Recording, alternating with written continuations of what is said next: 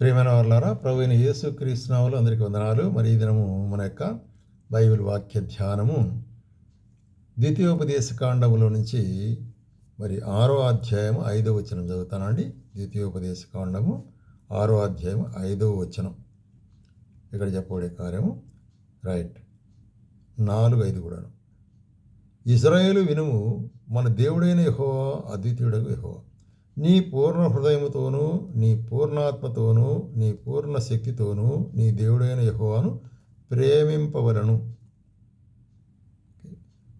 మరి దేవుని ప్రేమించుట అనేటువంటిది నీ పూర్ణాత్మతోనూ, నీ పూర్ణ మరి శక్తితోనూ, నీ పూర్ణ హృదయముతోనూ. పూర్ణ ఉంటున్నాడు అంటే పూర్ణ హృదయము అంటే హృదయపూర్వకముగా దేవుని ప్రేమించుట అనేటువంటిది చాలా ప్రాముఖ్యమైన అంశంగా ఉంటుంది.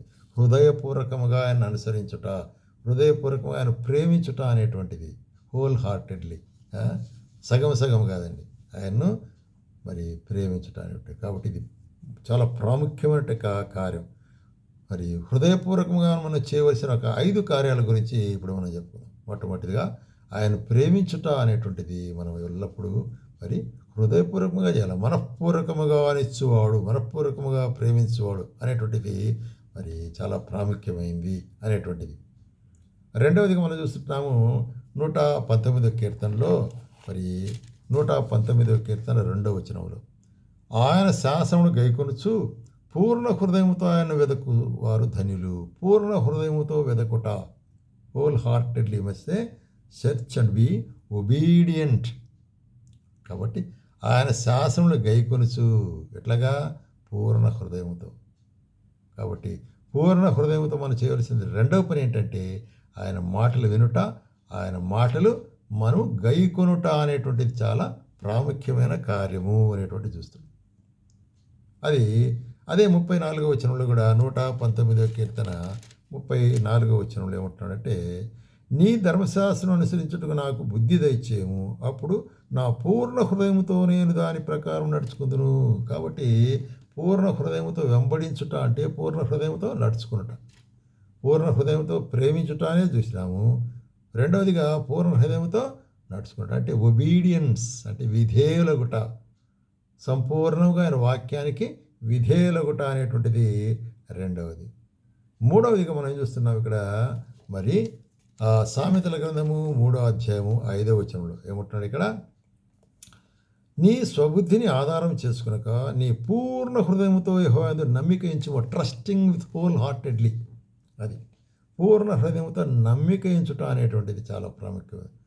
మన యొక్క నమ్మకము అరకొరకు ఉండకూడదు. అట్లా పూర్ణ హృదయముతో సంపూర్ణముగా ఆయన మీద నమ్మకము లేక విశ్వాసము కలిగినప్పుడు అప్పుడు ఏం చేస్తాము? నీ ప్రవర్తన అంతటిలో అంటే మళ్ళీ అగైన్ పూర్ణముగా అంతటిలో ఆయన అధికారములకు ఒప్పుకొనుము, అప్పుడు ఆయన్ని త్రోవలను సరళం చేయను. కాబట్టి దేవుడు మన దగ్గర ఎక్స్పెక్ట్ చేసేది ఏంటంటే పూర్ణ హృదయముతో ఆయన్ను ప్రేమించుట, పూర్ణ హృదయముతో ఆయన ప్రేమించుట అనేటువంటిది పూర్ణ హృదయము, పూర్ణాత్మ, పూర్ణ శక్తితో ప్రేమించుట.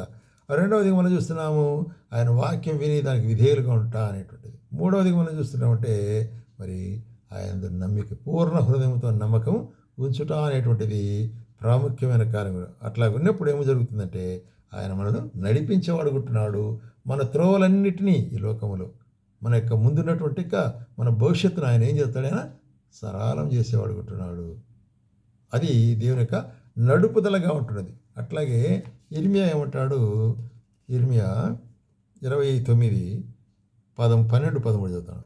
మీరు నాకు మొరపెట్టుదురేని, మీరు నాకు ప్రార్థన చేయొచ్చు ఒత్తురేమి, నేను నీ మనవి ఆలకింతును.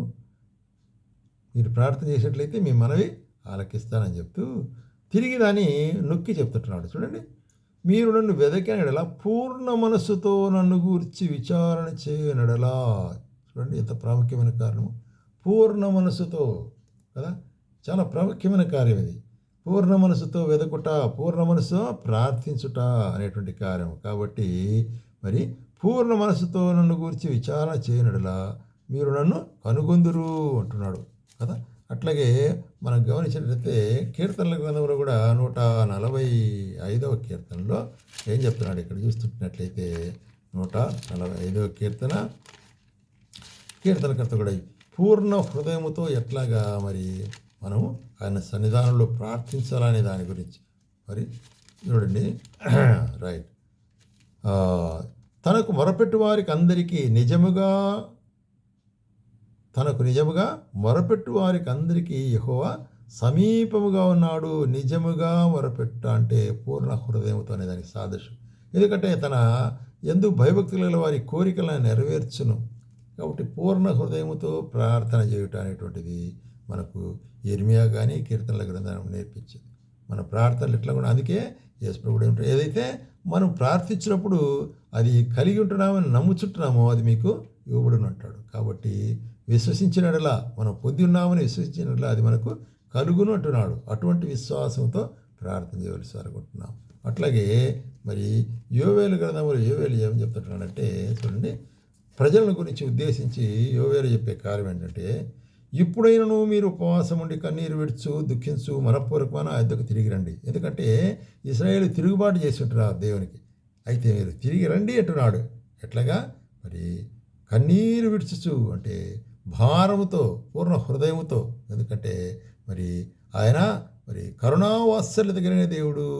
అందుకొరకు ఏం చెప్తాడు, మరి మీ యొక్క మరి వస్త్రములను కాక మీ హృదయములను చెప్పుకొని మరి ఆయన తట్టు తిరుగుడు అంటున్నాడు. కాబట్టి అవర్ రిపెంటెన్స్, మనం మన యొక్క విషయమై పశ్చాత్తాపడుట కదా. దేవుని వాక్యం మాట్లాడినప్పుడు కొన్ని సందర్భాల్లో మనం పశ్చాత్తాపడతాం.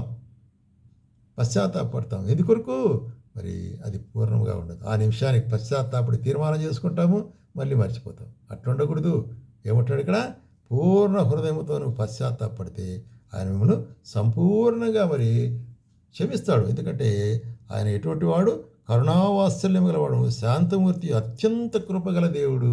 కాబట్టి our repentance, our confession we can say, let say, మనం అట్లా చెప్పుకోవచ్చు. మనము ఒప్పుకునుట లేక రిపెంట్ అవుట అంటే పశ్చాత్తాపడటం అనేది పూర్ణ హృదయంతో ఉండాలి. కాబట్టి పూర్ణ హృదయంతో మన యొక్క జీవితాల్లో ఉండవలసిన కార్యాలు చాలా ప్రాముఖ్యమైనవి. మొట్టమొదటిగా పూర్ణ హృదయంతో, పూర్ణ శక్తితో, పూర్ణ బలంతో ఆయన ప్రేమించుట. తర్వాత రెండవదిగా పూర్ణ మనసుతో ఆయన యొక్క వాక్యాన్ని అంగీకరించి విధేయుడిగా ఉండుట. మూడవదిగా పూర్ణ హృదయంతో మన యొక్క కార్యములు ఆయనకు అప్పగించుట అంటే ట్రస్టింగ్ హిమ్. నాలుగవదిగా పూర్ణ హృదయంతో ప్రార్థించడం, మనపూర్వకమైన ప్రార్థన కదా. అట్లాగే పూర్ణ హృదయంతో ఆయన వైపు తిరుగుట అనేటువంటిది. అట్లా లేకుంటే ఏమవుద్ది అంటున్నాడంటే చూడండి, ప్రకటన గ్రంథంలో ఏమంటాడు, మరి యోహానుకు ప్రకటన గ్రంథంలో దేవుడు మరి బయలుపరిచే కార్యం ఏంటంటే 3వ అధ్యాయము ఇక్కడ లవోదికీయ సంఘానికి రాస్తూ ఏమంటాడు, నీ క్రియలను నేను ఎరుగుదును, నీవు చల్లగానైనను వెచ్చగానైనను లేవు, నీవు చల్లగానైనను వెచ్చగానైనను ఉండిన మేలు కదా. నీవు వెచ్చగానైనను చల్లగానైనను ఉండక నులివెచ్చగా ఉన్నావు గనక నేను నిన్ను నా నోటి నుండి ఉమ్మివే ఉద్దేశించున్నాను. చూసారా ఎంత భయంకరమైన స్థితి. కాబట్టి హాఫ్ హార్టెడ్నెస్, నులివెచ్చనతనం ఉండకూడదు. Whole heartedness is very very important. కాబట్టి ప్రేమన వాళ్ళారా, మన జీవితాల్లో ఈ 5 అంశాల్లో ఆయన ప్రేమించే విషయంలో, ఆయనకు విధేయులుగా ఉండే విషయంలో, ఆయన నమ్మికించే విషయంలో, ఆయన ప్రార్థించే విషయంలో, ఆయన సన్నిధానంలో మన కార్యం ఒప్పుకొని పశ్చాత్తాపడే విషయంలో మనం పూర్ణ హృదయులమై ఉండాలా అనేటువంటి దేవుని ఉద్దేశం. అప్పుడే ఆయన మనను బలపరిచేవాడుకుంటున్నాడు. కాబట్టి నులివెచ్చని తనం వద్దండి. పూర్ణముగా ఆయన కొరకు మనం సమర్పించుకునే వారముగా, మరి ఆయన విశ్వసించే వారముగా ముందుకు సాగుటూ ప్రభు మనకు సహాయం చేయనుగా.